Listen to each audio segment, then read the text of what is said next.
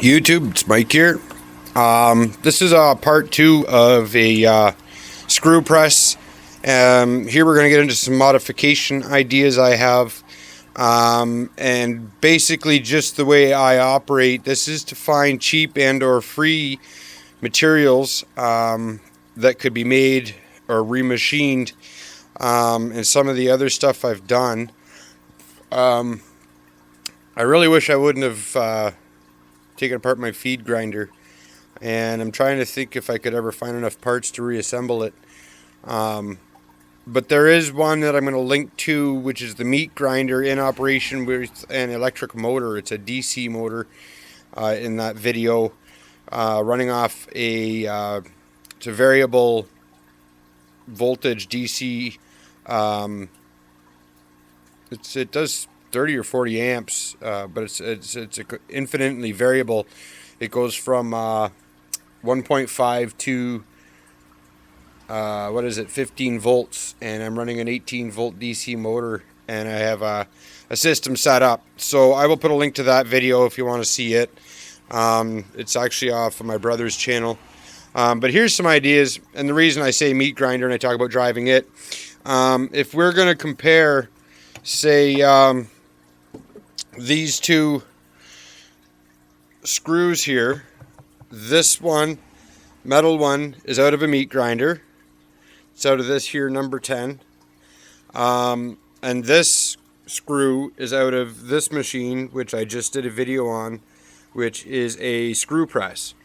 And I don't know if you can see the similarities, but basically, this thing again starts with a wide flight and ends up in a narrower flight. The difference is, like on, this is my small, it was a number 5 meat grinder screw, the one that's been modified. This has been in my not a meat grinder, I've been using this as a feed grinder to break corn and stuff, and even squeeze the odd bit of oil out of sunflower.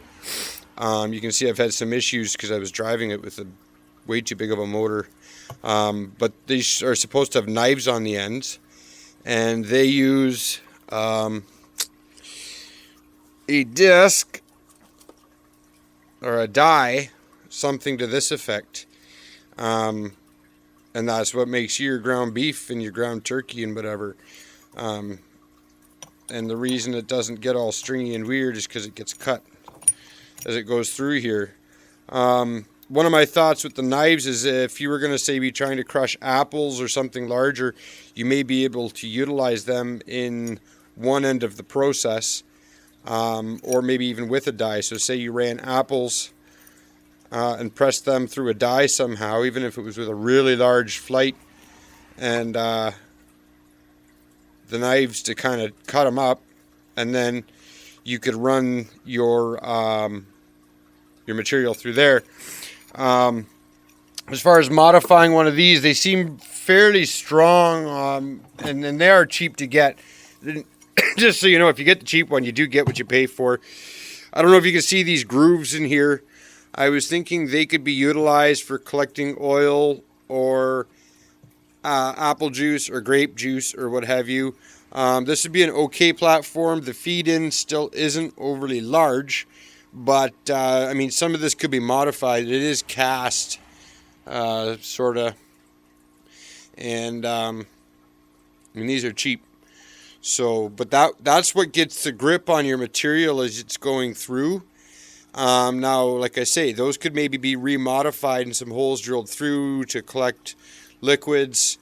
And I'm not sure. These do kind of have the opposite camber to the screw. It kind of almost gets a little bit bigger as it goes through. So that's how that's going to work.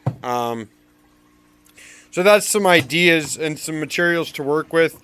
The basics of the screw is, I mean, it's compressing and crushing things as it goes, and I think you would have to be able to figure what you wanted to run and or how to modify things to run more. So if you had an oil seed press that you made up that was heavy enough for that, maybe you would have to have a little grinder, say, to run apples through to make apple cider. Grapes you could probably run straight through, and yeah, it's gonna end up, I mean, unless you want to make your own casts, this one's been modified to cut grains and such hard things, and this one's left soft so it doesn't really break too much.